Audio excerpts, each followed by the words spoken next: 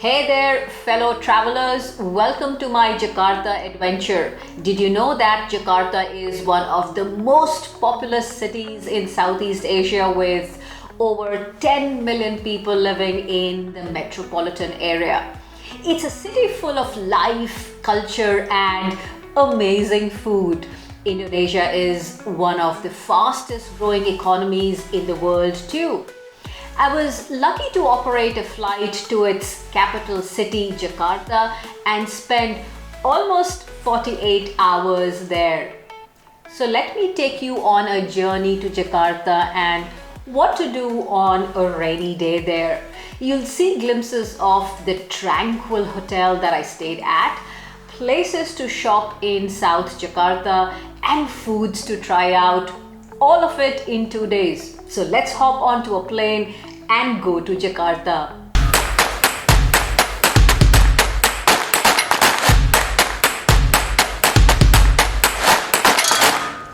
Hi everyone, my name is Aiena. I'm a flight attendant and a cabin crew trainer. Apart from travel, other topics that excite me are leadership, health, and wellness. Welcome to this channel. As I hadn't operated a flight for quite a few months, I took my own time to prepare for my Abu Dhabi to Jakarta flight. I boarded the aircraft and it was almost a full flight. It was a bumpy ride after we crossed India and were over the Bay of Bengal and the Indian Ocean. As it was a day flight, work was quite hectic, and I didn't realize where did those 8.5 hours go. In flight, apart from food and drink requests, I spent some time writing my reports as well. At the same time, I was blessed to have a great team in the entire aircraft, especially in business class. We all worked well together, supported each other, and had great conversations, thanks to Nazar and Khalwa. We landed around 10:30 at night, Jakarta time, and I loved Terminal 3, the newest terminal of the airport in Jakarta. It's quite a fancy one, but I used to like the feel of Terminal 2 too, as its wooden architecture would give me a feel of Java, Bali, Sumatra, and other islands of Indonesia. The entrance of the hotel was majestic and welcoming. On the ground floor was this beautiful vase with tropical flowers, and we took the escalator to the reception area. On the left hand side was this beautiful waterfall with the name of the hotel, and the reception area was on the right. The sound of the water gave me an instant relaxed feeling. The moment I entered the reception area, the big trees gave me a feeling of calmness. I was in awe of the place and I just loved it.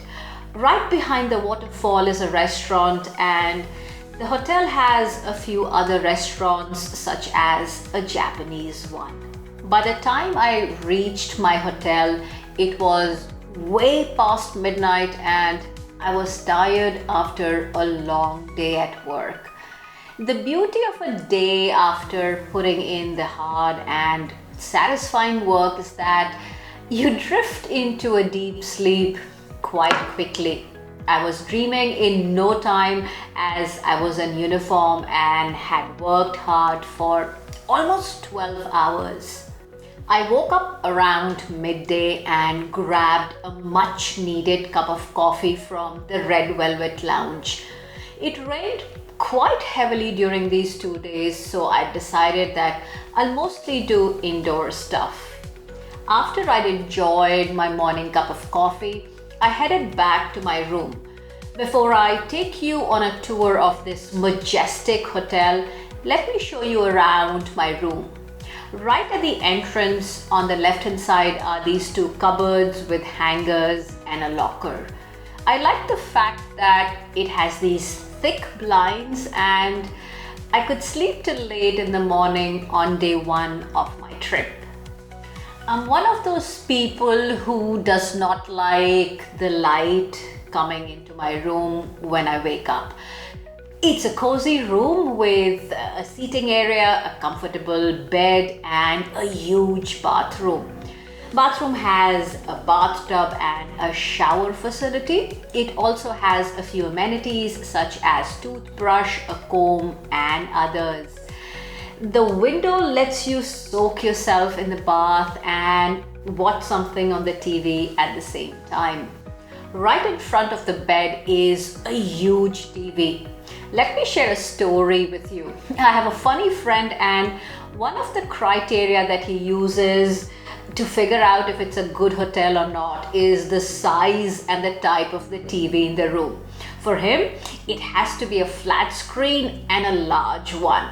Now, we all have our own definitions of a good hotel. For me, as long as it's a clean one and has a comfortable hotel, and of course it has to be safe, I'll be happy with it. I kinda had brunch in the hotel at the Red Velvet Lounge and lazed my way around there. I had taken my iPad with me, so I ended up doing quite a bit of reading and worked on future scripts for these YouTube videos. The Red Velvet Lounge is a cozy place. It has these comfortable seating arrangements, and the dimly lit atmosphere adds to the peaceful yet focused feel. The chandeliers add to the grandeur of this place.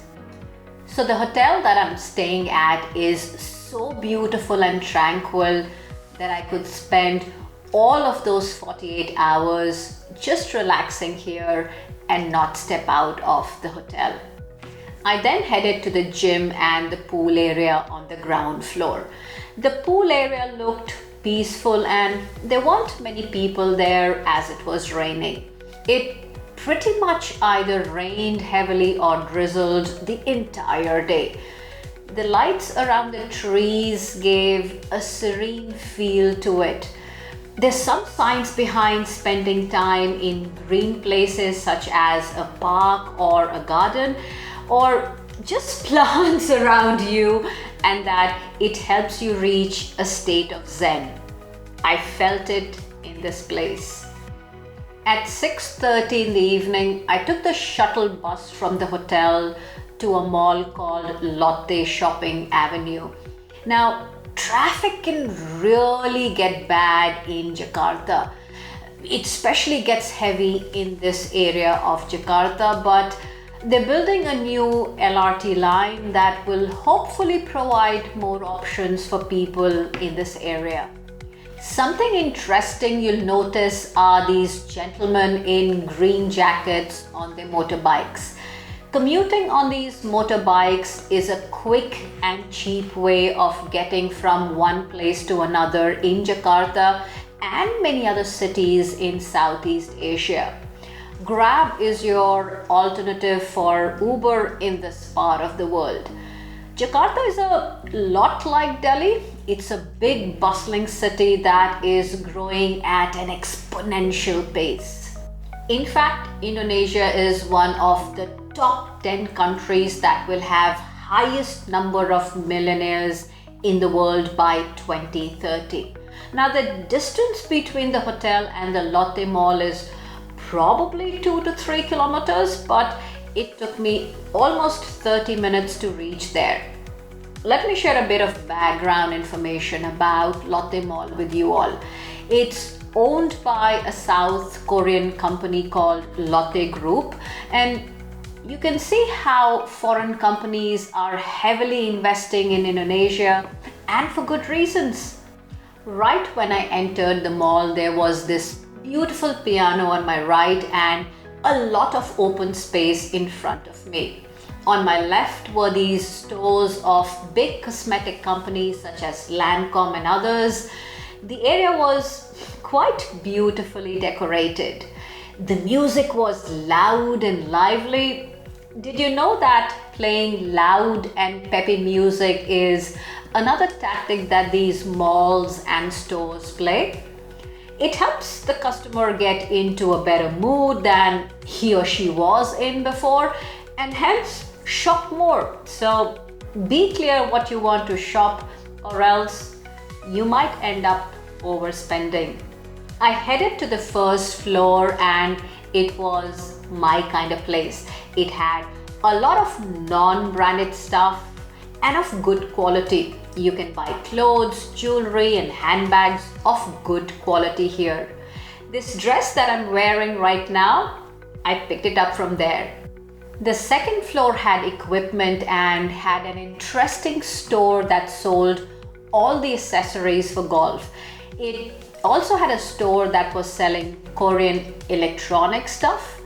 Some of them were quite fancy, but I was attracted to some of the woodwork that was on sale. It had batik handicraft and I wanted to take home these two traditional pieces, but I also want to declutter my place at the same time. So I decided to just appreciate them. The third floor is where you'll find a lot of Korean and Japanese restaurants. There's no dearth of them. I also found a Chinese restaurant here. Here's a list of the restaurants and stores that you will find on the third floor.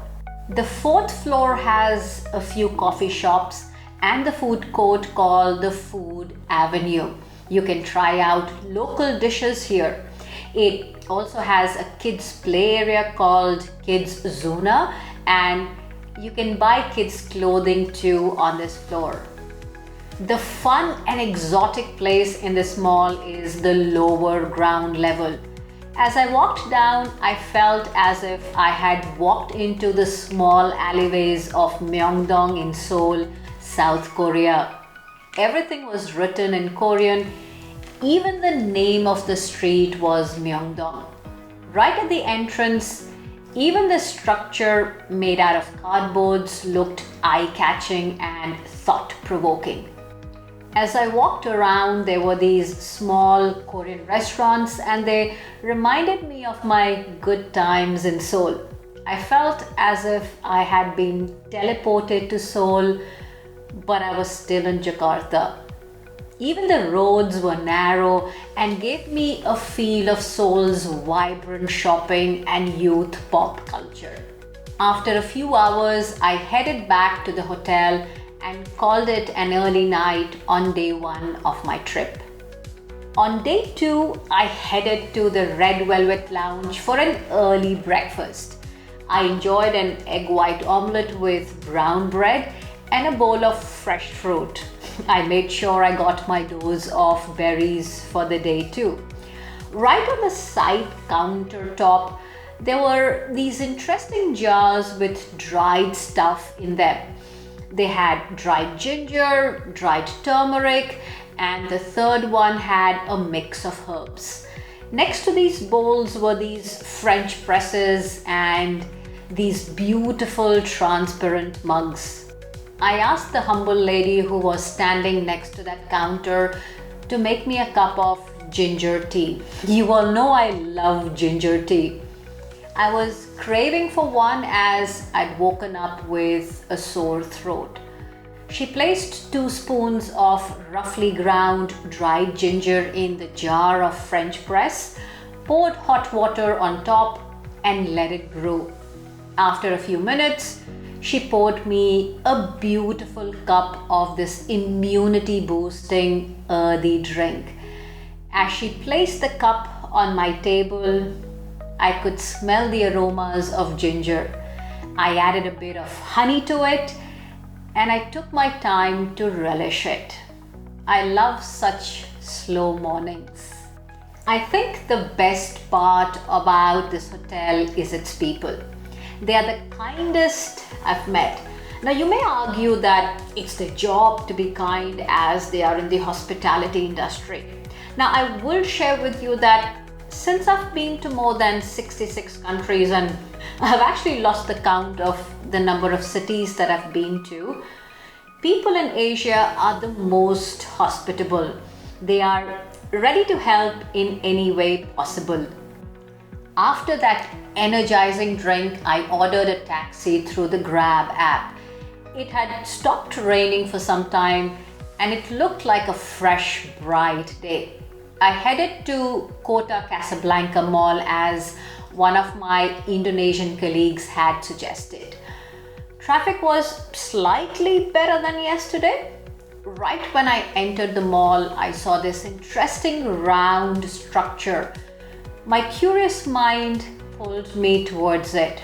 It's made of junk parts of Volkswagen Beetle and compressed into a large red sphere by an Indonesian artist, Ichawan Nur.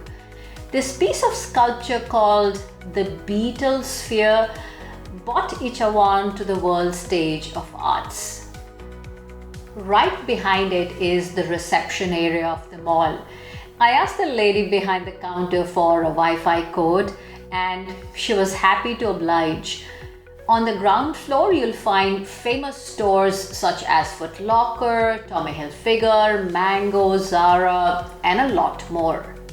From the outset, it looked like any other mall to me, from the ground floor to the third one. All you'll find are stores of all the big brands that you can think of. I was hoping to find some local stores, but I was disappointed. If you'd like to shop branded items, yeah, you'll find almost all of them here. So I started telling myself I will probably head back to the hotel soon. One store though that looked a bit interesting on the third floor was the store of stuffed toys.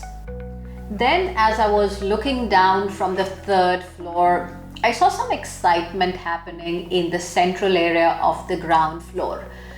Sushi Tei, an Indonesian company, was celebrating their 20th anniversary. As there was so much noise and activities happening in that area, I decided to check it out. They had created a wishing tree in the center and people had written down their wishes on pieces of paper and hung it there. A very Japanese practice. The guy that was hosting the event must be a hilarious one as most of the spectators were laughing. What I got to know from them was that Sushi Tei is a big organization in Indonesia and has multiple products. The presenter Sultan was a funny guy as I saw people laughing and giggling at his comments and questions. He came up to me and asked the translator to ask me where am I from, and when I told him that I'm from India, he started singing a Hindi song. I joined him and we had a good time. Here's a clip from it. Kios, kaum sushi, sudah buka itu ya. Banyak ya, yoka-yoka dan Sushi Tei Cafe. Pernah ke Sushi Tei Cafe enak-enak loh ya.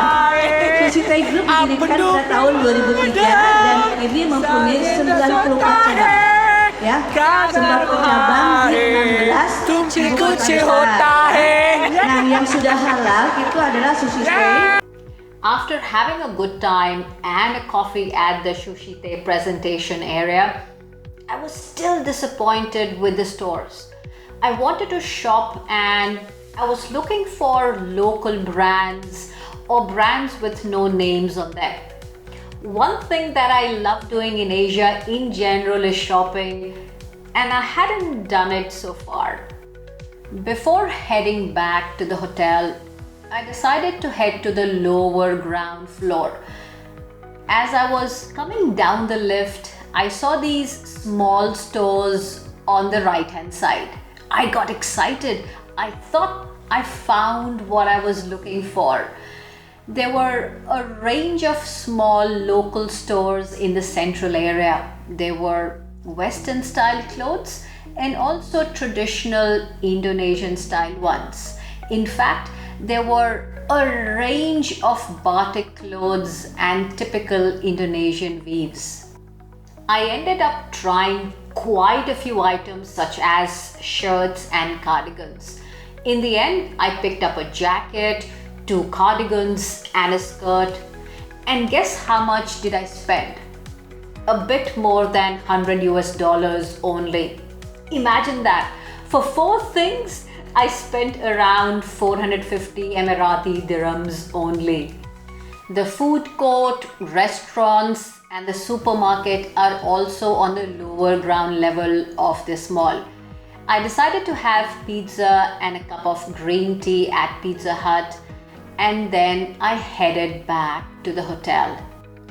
After reading a bit and preparing for my Jakarta to Abu Dhabi flight, I decided to sleep for a few hours as it would be a night departure from Jakarta and an early morning arrival into Abu Dhabi. It was a short but refreshing trip and I loved every minute of it, even the rainy parts. I woke up around 9 in the evening and I started getting ready for the flight. Doing the makeup, putting my hair up and putting that uniform on still gets me excited. I guess I've done it for too long and it's in my DNA. I believe that there are very few jobs on earth that let you connect with people from other parts of the world and understand what truly is common between us, the shared human condition. With that somber thought, I packed my suitcase and left my hotel room. Terima kasih everyone for being a part of this journey. If you enjoyed this video, please give it a thumbs up and subscribe if you haven't already. Have you been to Jakarta? If yes, what's your favorite place? On that note, till we meet again, Aina signing off, and may you travel the world and connect with people from different cultures.